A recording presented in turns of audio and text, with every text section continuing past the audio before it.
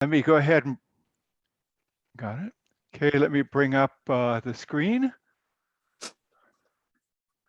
Okay, you should be seeing a large screen with the red squares. Is that what you guys all have? Nope. Have you? No. You. Oh, Now, now, there we now, go. we now, got it. now we got it. Okay, good. Then let us go forward. I'm going to immediately correct and say Cannery Row only plays a role here, but only as a geographical place, not as a fictional place. This presentation is about Ed Ricketts. And for those of you who remember the book Cannery Row, in a fictionalized version, he plays fairly prominently. But one of my goals today is to set that fictional character aside and show him as the scientist and influence he had in his impact on a variety of writers and thinkers in our time. We're living in a period of false heroes where who knows who is put up by the popular media to be a hero, and actually they have nothing. They have nothing backing them. Unlike the East German presentation I gave to this club, this is a more personal presentation. Since this is a men's club, I think it's a great idea for us to learn about great men. And that, this guy is very important in my way of looking at the world. But at the same token, we always have to keep in mind that none of our heroes are saints. What I'm going to be presenting here today represents the current critical scholarship separating the man from the myth. So that's the big thing I'm after here is let's get Ed Ricketts out from underneath Steinbeck's umbrella. So we're going to start with a brief biography. Let's just take a look at his bio here. He was born in 1897 and he died an untimely death in 1948.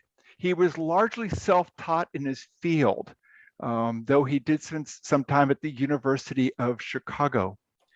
He did prolific field research in marine biology. For a man who had no academic support and was supporting himself almost exclusively from his own biological marine supply lab to colleges across the nation, he was self-funded, self-taught. His most important work, the one that he's known by, is the book Between Pacific Tides that we'll talk about in greater detail. Just suffice to say that it was rejected several times by the University of California Press because the head marine biologist at the time thought this guy's uncredentialed, therefore what he's writing is crap. The book, when it eventually did get published, it went on to become their perennial best-selling title. And as of 2004, over 100,000 copies have been sold. He was also a proto-ecologist. Nowadays, we tend to think about ecology as, it's such a common word, but bear in mind, there was a time, and we're talking about the time of the Depression, in which that ecology was an obscure academic term. It had not hit popular usage. But no man ever springs from nowhere. He too had his influences. And these were in the areas of science and philosophy. As I said earlier, he studied at the University of Chicago. And his teacher was Warder Clyde Ali. And he was the early American pioneer in ecology. And his writings had influenced a lot of different people who were under his tutelage.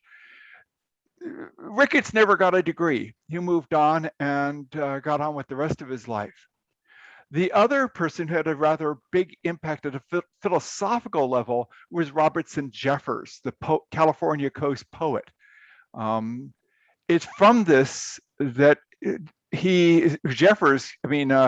Ricketts came up with the term breaking through, and that is realizing both at a scientific level and at a philosophical level, the interconnected nature of reality. And if we take a look, we can see in one of the poems of Robert Jeffers that influence. And this is from Jeffers' poem, Continent's End. The tides are in our veins. We still mirror the stars.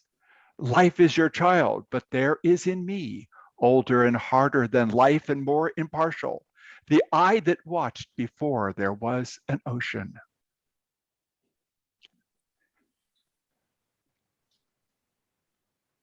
So let's take a look at the impact this man had, which will tell us a lot more about his life. Of course, the person that most people think about when they think about Ricketts is Steinbeck. And I think a timeline is really helpful to look at the relationship between Steinbeck and Ricketts. Our story starts during the Depression.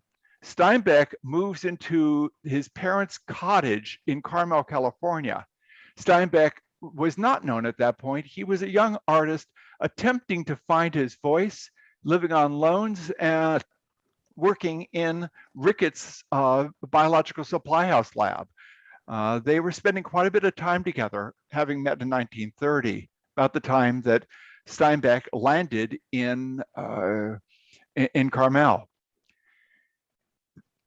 Steinbeck's first point in which he became famous and started bringing in some money was 1935 with the publishing of Tortilla Flats, the story of the Mexican migrants. One of the big informative trips for Steinbeck was a collecting trip that was to the Baja California, that peninsula that hangs down into Mexico. And here on this map, you can see, and I'm going to bring the cursor around it, they started up here in Monterey Bay and right up here at the top of the map, and they came all the way down around the Baja Peninsula and came back up to about this area where these islands are, an extensive collecting trip. The book that came out of it was Sea of Cortez by John Steinbeck and Ricketts.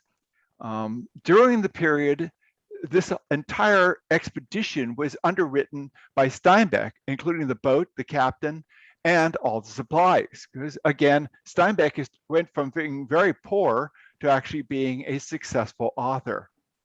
The 6-week period also gave a chance for Steinbeck to get out from fame. He was actually quite the introvert, did not handle fame very well at all.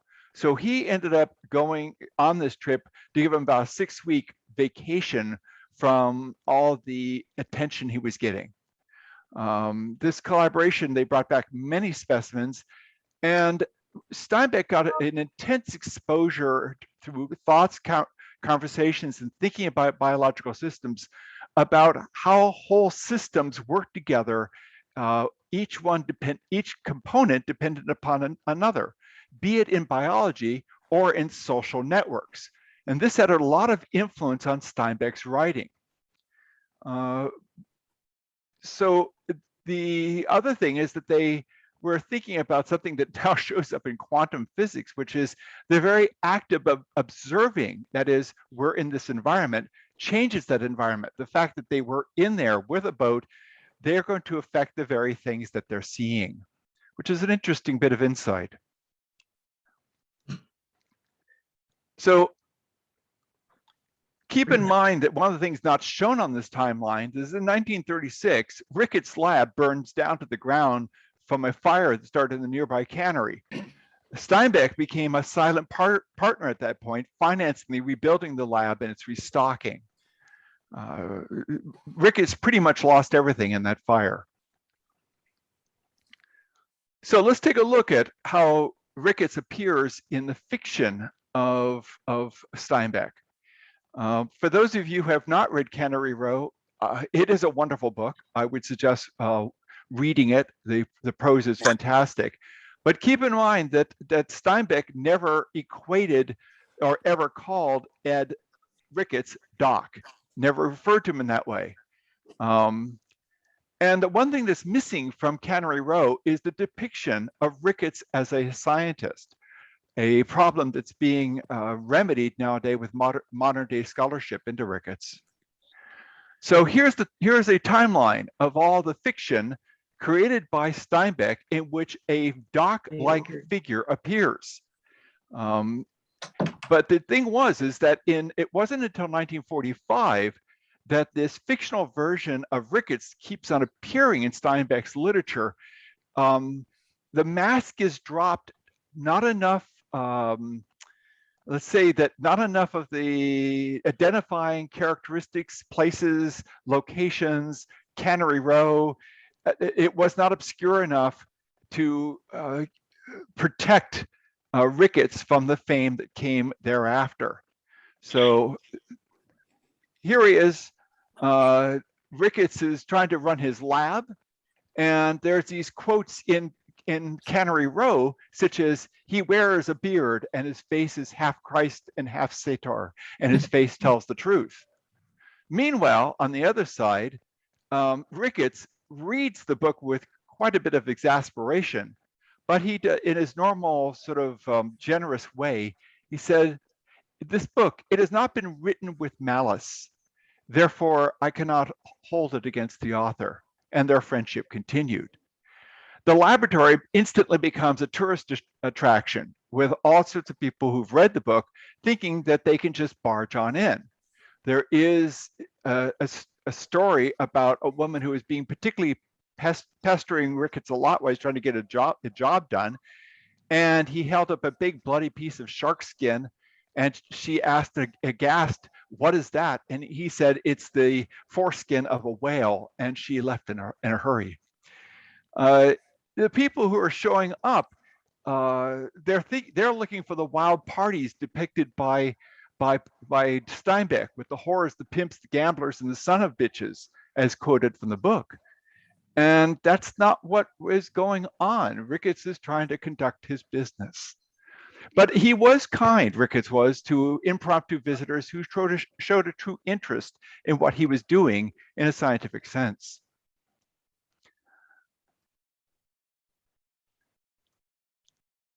So it's an interesting thing, but for the 2 decades that Steinbeck and Ricketts were friends, and they weren't always living in the same area, so some of this was via letters, Ricketts was Steinbeck's muse. The scholarship on this is fairly clear. And it's interesting that Steinbeck should have a male muse, because Steinbeck's treatment of women in his books is not that kind. His male characters are much stronger. So on the 8th of May in 1948, there was a blind railroad crossing from the building of a larger cannery, which created this intersection. Ricketts needed to go out and get some salad and a steak for his dinner. He was driving up to this intersection. He did not see the train. He was struck full on. His car was totaled, ruptured spleen, and he died 3 days later of internal injuries. Steinbeck was devastated. And it's interesting to note that the quality of his writing declined markedly after Steinbeck's death in 1948, with the exception, with one exception. 1951, Steinbeck republishes the Baja trip as the log from the Sea of Cortez, with an afterwards that has a kind word for Ed Ricketts. All the parts that were written by Ricketts were not either given credit or were eliminated. And many feel at that time that Steinbeck was trying to, you might say, get out from under the umbrella of Ricketts' influence, or make it clear that he was. If you take a look at the book Sweet Tuesday, which was written much later, about 10 years after Ricketts' death, Doc appears again in same Cannery Row, but at this point, he bears he's a very strange character, and bears little resemblance to the man people knew. In other words, anybody who read the book and knew Ricketts would go, "God, who is Steinbeck writing about?" Another person that Ricketts had a tremendous impact on was the mythologist, Joseph Campbell. Joseph Campbell also was a professor at Sarah Lawrence, and he was a author of a number of books. The most important one was The Hero of a Thousand Faces, which had quite an impact on, of all people, George Lucas in the Star Wars trilogy. He also appeared on a TV series on PBS with Bill Moyers. The West Coast experience that he had between 1931 and 1932 as a young man, he, in his journals and interviews, refers to this period as when it all came together. And numerous times he gave credit to Ricketts for his deep thinking. Keep in mind that the laboratory was a hotbed, a salon, if you will, of conversations with authors and novelists and actors. You name it, people would appear in this lab for all sorts of impromptu parties in which the conversation ranged over an incredible number of topics. This was in the middle of an industrial part of Monterey that bears little resemblance to what the area looks like now as a tourist trap. The canneries were right cheek on jowl next to the laboratory. The place stank because of all the canneries. This was not some, nice little living room in a middle-class house. This was a ramshackle building used as a industrial lab. And yet people would come there, sit on the benches, do anything to be part of the tremendous conversations. So this was an intellectually rich period and formative period for Campbell. Of particular importance was when he accompanied Ricketts on a collecting trip to the Pacific Northwest, all the way up to Juneau, Alaska. Ricketts, for his part, wanted to make sure that his writings about the ecology and marine life of the West Coast extended all the way up the coast and was not just his area and more southern. So it was quite a trip all the way up into that area where very few people lived at that time. Again, Campbell was exposed to this whole system thinking that was part and parcel of Ricketts' way of looking at the world as a biologist and scientist. And similar to Steinbeck, Campbell made the leap from thinking about biology to how it's reflected in society. Also, this trip gave Campbell a exposure to the Native American mythology of the Northwest Indians, the ones with that of course have the totem poles along the Pacific coast.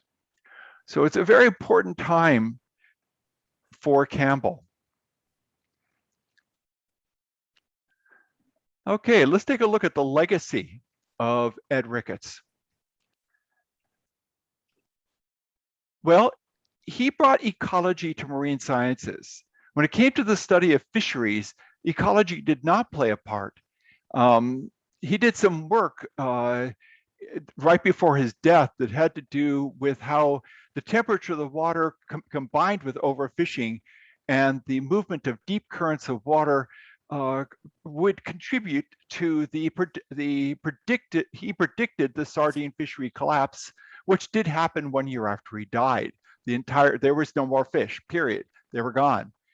Interesting that he published this piece in a full page spread in the Monterey Peninsula Herald, a local paper that they had a great deal of interest in what he had to say. And it was written at a layperson level. This work done by one man was redone by a government team in 1955 and again in 2005, and they came to the same conclusions. So here's a man who's ahead of his time in predicting how fisheries respond to changes in their environment.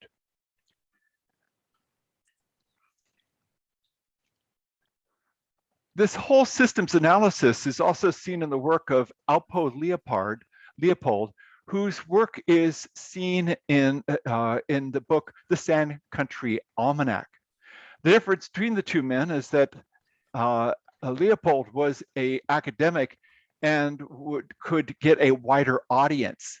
Both of them attacked the idea that science and this business of silos of knowledge, that you study this organism, but you don't look at the organism in its totality. You don't look at it in its environment. They brought that whole system thinking to the biological sciences. Ricketts left behind no large body of publications. So it's only in his journals left after the fire that people are getting an idea of just how far-ranging was his interest. He imparted more to the scientific world a way of perceiving the world versus a body of literature. And there's a lot of scholarly work that is now going on attempting to separate the scientist from the fiction created by Steinbeck. And also keep in mind that because Ricketts was self-taught and didn't have an academic degree, he was closed out of the academic circles. That was in his time. His most important contribution was the book Between Pacific Tides. He wrote this with the help of Jack Calvin, who assisted in the collecting, proofreading, editing, and provided some photographs, and a local artist, Richie Lovejoy, contributed the drawings. Written for lay people, it brought wonder and scientific rigor to the public. Anybody who interested in going around tide pools would look at this and be able to look at the world in a different perspective. It continues up to this point to be revised and updated, and it's on the shelf of nearly every marine biologist throughout the world. Its impact cannot be overstated.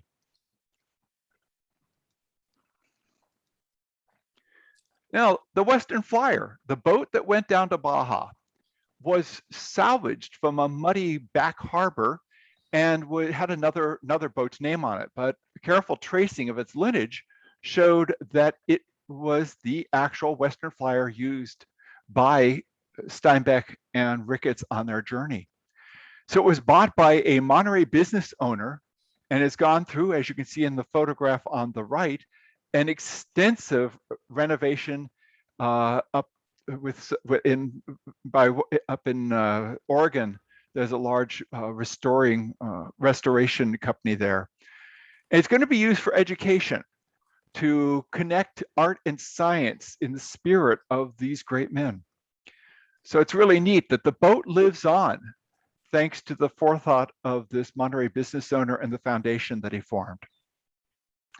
But the work on the restoration has not been completed yet, but it's an interesting legacy. The laboratory itself, Pacific Biological Supplies, continues to be maintained as a nonprofit. And if you're willing to book far enough ahead, you can even get a tour of the lab on a limited basis. It has become also an education center about the history of the Carmel-Monterey area and Ricketts in particular. This is the inside of the lab at the ground floor level, and the picture on the far left here is the upstairs area where Ricketts Library was located.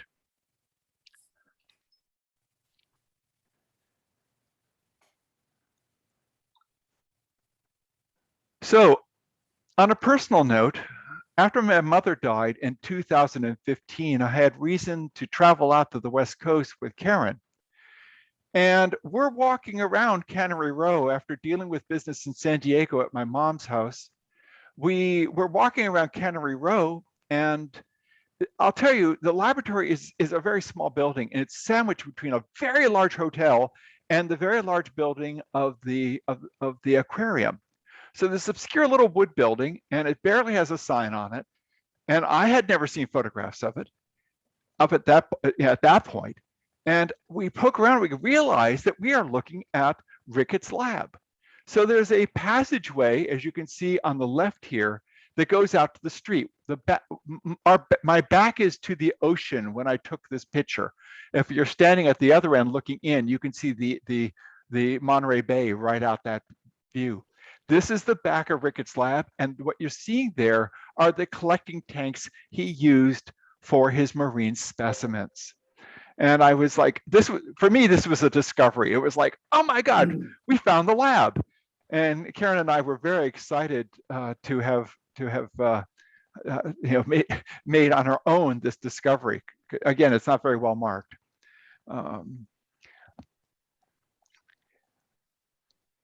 Ricketts was written about by Henry Miller, the famous novelist. And he said, Ricketts is a most exceptional individual in character and temperament, a man radiating peace, joy, and wisdom. He was satisfied with his lot, adjusted to his environment, happy in his work, representative of all that is best in the American tradition. Thank you for your attention.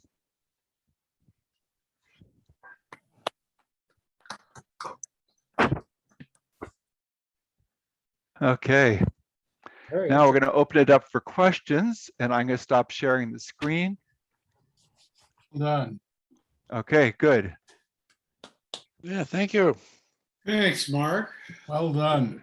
Good Thank job. you. Thank you. Good That's job. informative. Yes, it Bring was. together the different aspects. Yeah, it was. It's always an interesting thing when you do a lot of reading over many books on a particular topic, and then you ask that question, as I did with the East Germany material of what do I know? You know, truly, what do I know? And until you put together a presentation, you are it's kind of all out there. So I find doing something like this to be very important. You might say, to pull it all together. And I found myself like 3 o'clock this morning thinking about it. And then when I woke up, I continued to add notes and more material to it, especially the end note by Henry Miller. I really felt we needed something to kind of close it off. So I open it up now for questions. Comments or impressions? Comment.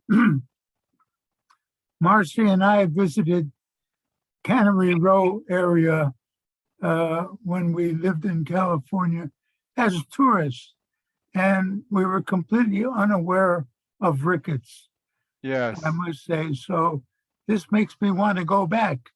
Yes, yes. If it wasn't for the forethought of some dear friends of Ricketts, that lab wouldn't be there. It would have been absorbed into either the property next door, which, as I say, is a hotel, or the other property, which is the big aquarium, a wonderful aquarium. But Yes, it's it really is. funny to see this tiny little wood building, 2-story building that it's very unimpressive unless you know what you're looking at. But if you're going to go, you really have to arrange well in advance to get into the lab, which unfortunately Karen and I could not do.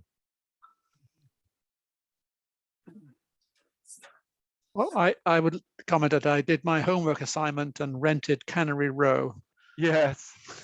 for $1.99. You see why? You can see why the real Doc Ricketts might have been irritated by it. Yes, yes. You know, it's an interesting thing when somebody provides the inspiration for a character. And yes, some of that character is, some of that man is going to be in that character.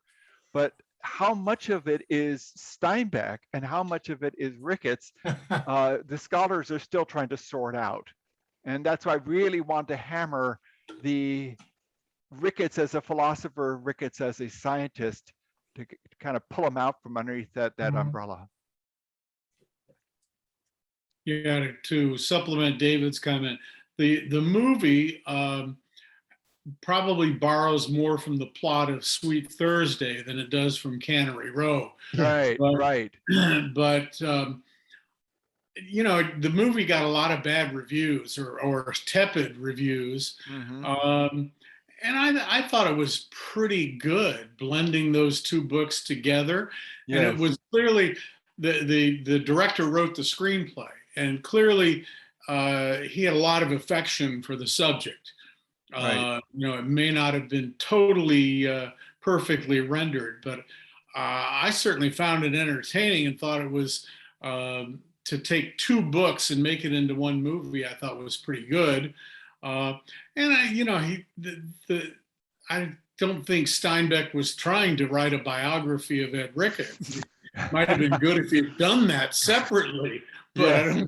I don't think the books were intended to be a literal biography. Right. Yes.